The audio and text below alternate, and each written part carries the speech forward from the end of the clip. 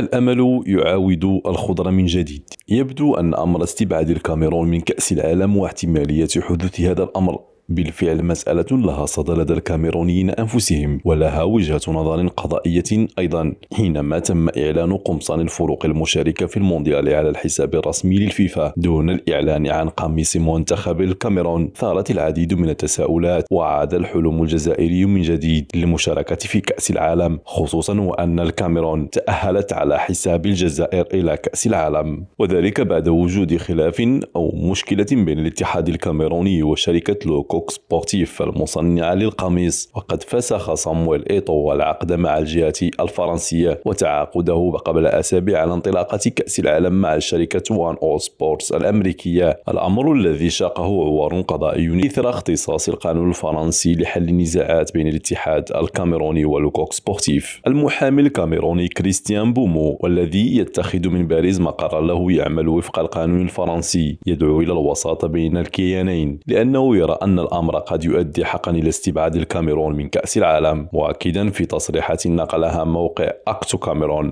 أود أن أدعو الجميع إلى الهدوء والفهم كامل النطاق. القانون الفرنسي يحسم النزاع، وهي نقطة لا بد من أخذها بعين الاعتبار. وأضاف قائلا: أدعو الطرفين للجلوس الآن وحل المسألة بشكل ودي أو أخذ قرار بشأن استمرار الشراكة. رفض الاتحاد الكاميروني تنفيذ قرارات يفرضها القانون الفرنسي المختص بالنزاع يمكن أن يؤدي إلى استبعاد الكاميرون من كأس العالم، وهنا لا يتعارض الأمر مع مسألة التدخل الحكومي المباشر. فيفا هنا يضع القيود القضائية المحلية بعين الاعتبار. ننتظر آراءكم في التعليقات. هل هناك أمل أن يعود الخضر إلى كأس العالم قطر 2022؟ شكرا لكم، نلتقي في فيديو جديد وإلى اللقاء.